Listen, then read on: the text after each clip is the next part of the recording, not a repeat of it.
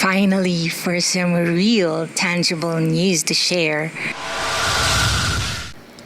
Hello, hi. Once again, this is yours truly, Clarice T, and welcome to episode 5 of this podcast, Clarissa Talaga.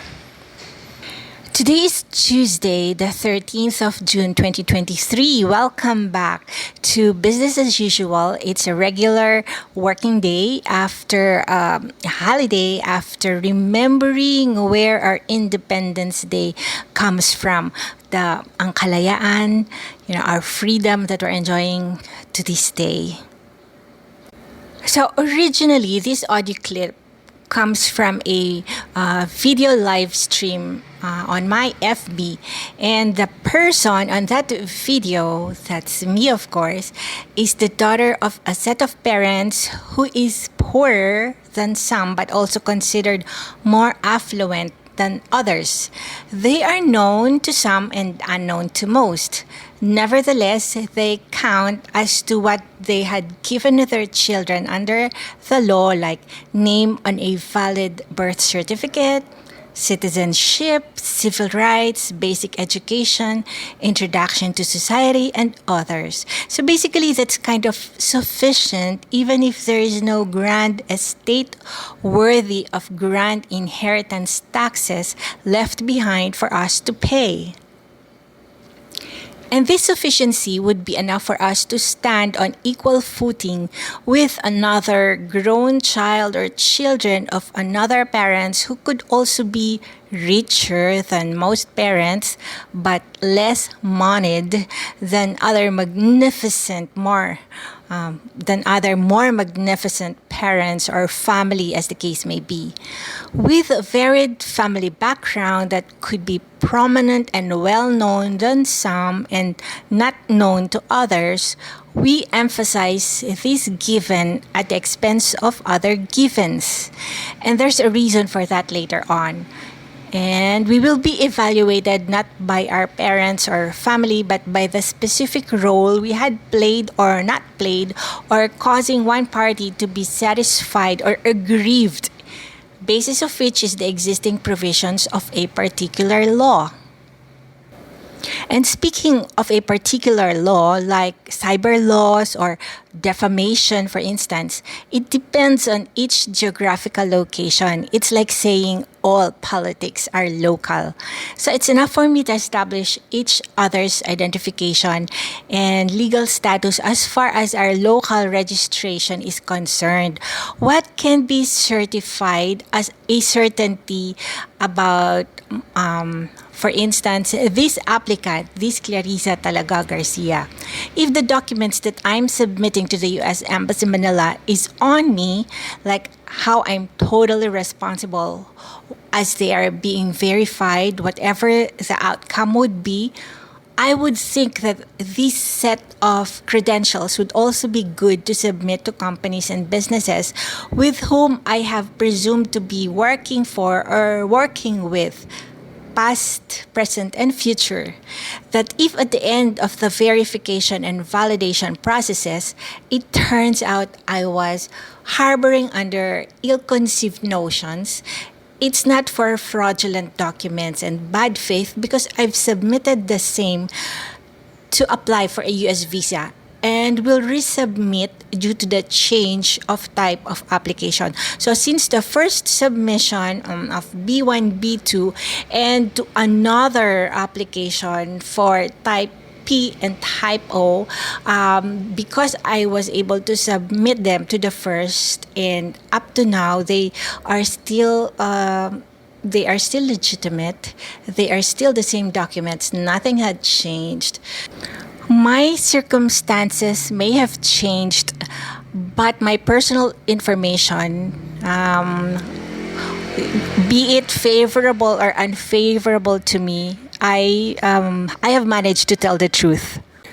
The profession, licenses, and income of yours truly will be part of the process of verification, and therefore it will not be happening just here in Lucena City or here in the Philippines.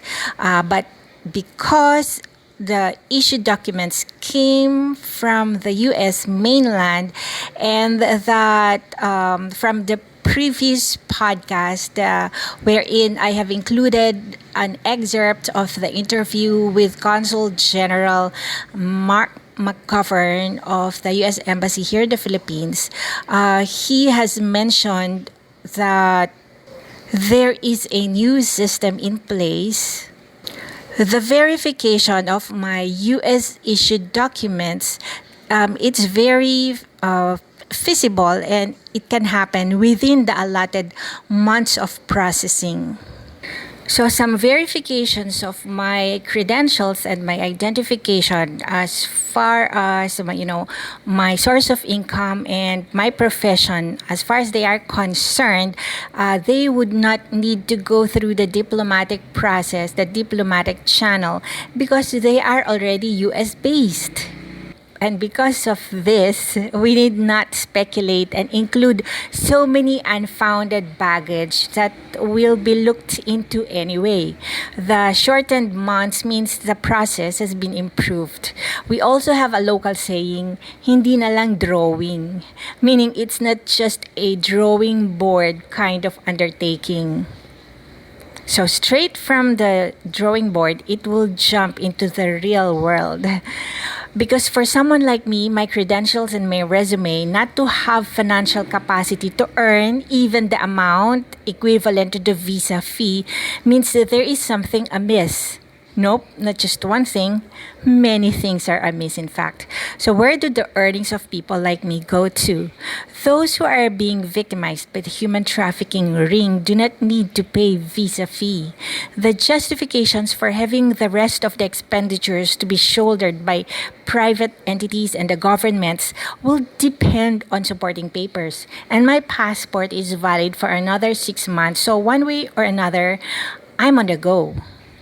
I can either submit papers and pay the visa myself, or I can, in support of human trafficking, I also have the necessary local reportings to the local police and all the documents that will be in support of that. And the consequence, the favorable consequence would be that the visa fee will be waived and the processing will begin. In the coming podcast, I also want to read the first paragraphs of my letter to our local bank, Lucena branch of Banco de Oro or BDO. I sent it by postal mail and courier also, and it became the topic of our person-to-person dialogues. We were able to thresh out the contents of my letters to him. I've learned that the origin of the inquiry matters because it establishes the jurisdictions.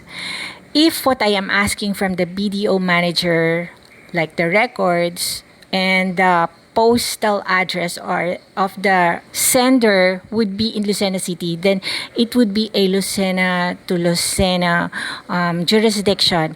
But if the inquiry will come from abroad, then the requesting party is under the jurisdiction of, say, like in the US. So it really matters. Am I asking for my records at BDO and we'll be asking from other banks as well? Are they for flimsy reasons? Wala lang. I just want to have them in my possession for personal gratification or whatever it may, whatever pleasure it can give me. Or will the records point out to the guilt or innocence of the account owner? Then it can also be tantamount to my legal position, and the formal inquiry and request for record can originate from other countries where human trafficking is regarded as a transnational crime. Why or why not human trafficking of a person who has very problematic identification? when it could have been answered in response to the request for assistance that I made. But because of no response, the questions remain. So if I claim in the US Embassy that I believe there is an attempt to traffic my person because I seem to belong to the vulnerable class of citizen without claim to marketable capability and profession, then all I can trade off is my presence and my future as well as my physical labor. Will this pass the customary checklist of preliminary procedures? I will cite an example of how this came to be my situation. This could easily have been remedied by the bank records, but it didn't happen that way, or it's not happening that way. The question remains, do the bank records remain to be the only records, the only proof or would be evidence of my operation, my business operation, my finances? No. In fact, I would be mentioning names, like take for instance, who is Miss Mirna Salvalion? Why did she repeatedly lend me her business checks or personal checks that allowed me to operate Golden Arrow Publishing? Yep, the Golden Arrow Publishing would be printed by the system, and these documents are not solely, they cannot just be found from the records of BDO because it had been part of commerce and trade. Naturally, the system will acknowledge how it became part of a process, a business cycle. But does Mirna Salvalion know me, or does she knew me back then? If she will be asked to identify me, why did she give the checks in various dates, at various calendar dates during the years that I would be mentioning, which would be the years I was operating Golden Arrow Publishing. And those checks which I have deposited in my BDO accounts would be in my bank statements under my name. Having said that, I also state for the record that those are not the only proof of the transactions. And it is because in turn, I had paid her with my own checks so that in her bank statements, the checks paid by Golden Arrow Publishing and or Clarissa Talaga Garcia can also be read, can also be seen. So if these kinds of transactions are not acknowledged as mine, then who am I and who is Mirna Salvalion? To whose bank record and financial history would they be attributed? This question can be sent from where the answer will matter and from where there are ways to go after answers in a formal proceeding. What will it take to get the various bank records of the woman who will be scheduled for an interview at U.S. Embassy Manila for a U.S. visa application? How will this woman who will give the owner's copy of her assets and possessions, be able to afford the U.S. trip, and who will corroborate the statements to be given? On the appointed day of the consul interview, where I will introduce myself at the U.S. Embassy Manila, and then I will invoke the relevance of the clips I played, wherein the Consul General Mark McGovern said the following phrases. 1. To tell the truth, answer the questions. 2. No need for the endorsement and referrals of the biggies. 3rd, don't go through agency who are scammers. And 4th, go directly to the website of the U.S. Embassy and transact the application there. This means trusting the process and informing my family and relatives of the various consequences that can be learned from the official websites as they are uploaded and published for public consumption. And with that, I would like to play the rest of the November public apology that I made with regards data privacy. Truly had been, and continue to be relevant and significant to this day. Today, how I can accomplish the goals, given that we do not have the manpower to take care of all the things that are, kailangan gawin, supposed to be ng mga 3 or 4 na tao. Since there are only 2 responsible adults in this household. So, paano gagawin ng 2 tao lahat ng trabaho sa bahay? My gosh, I will never, ever, ever again diminish the role of homemakers and, working moms and whoever will be left to take care of raising a family on another level, diba? I did that with my own 3 daughters, and now with this very, very makulit child. And this is so fortunately, just for today, nagkaroon kami ng meeting of the minds ni May that we can ask just for this day to ask for outside help, so that I can be given a time to make the responses needed by Kisumbing and Torres. So thank you for the small mercy. Now, I can dedicate a time to study and to calibrate, how far I can also ask consideration for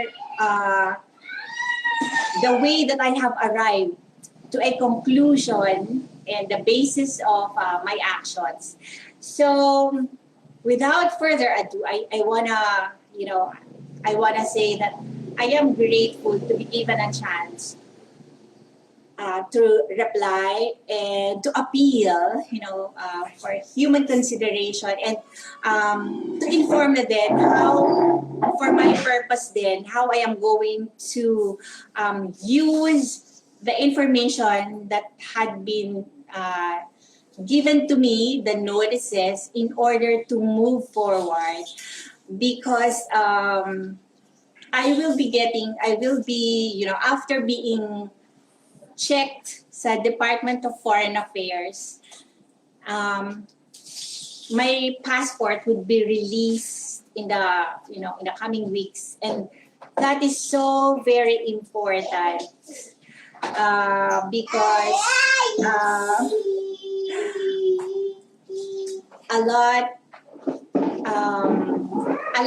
is at stake at what I can produce. The basis of the decisions, apples to apples and oranges to oranges. So, napaka-cryptic, no? Because I cannot get ahead. That's usually my practice.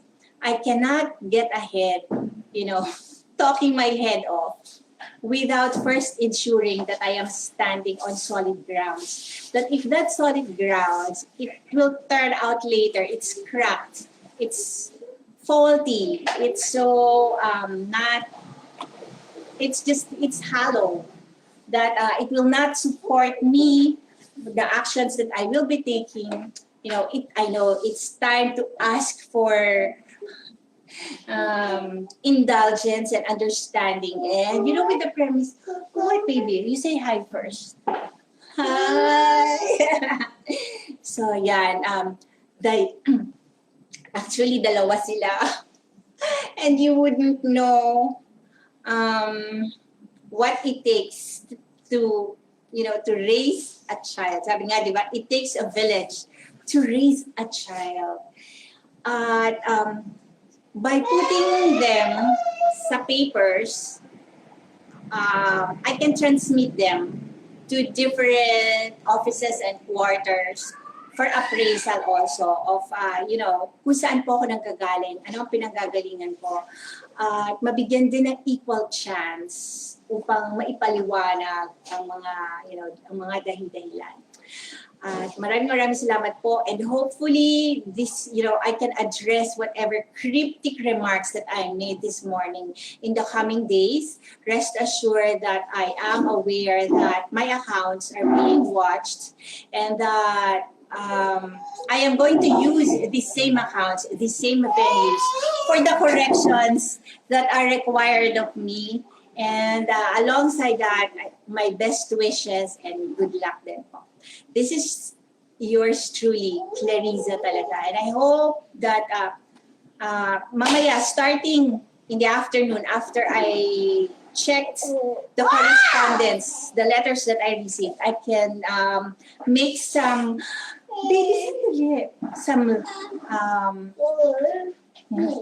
important and really, diba, satisfactory responses to what's on the table at this time. Not only for me, but for Kisumbing and Torres. Salamat po.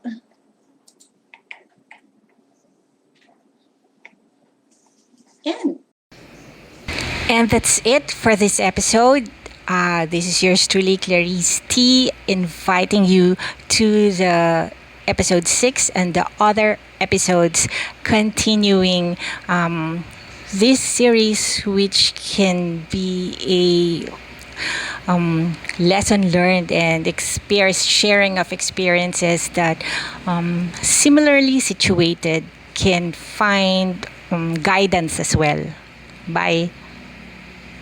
So if I'm real and if my documents are truly registered in the local regulatory offices, then my hold over this runaway, aka or also known as Clarissa, is truly a legal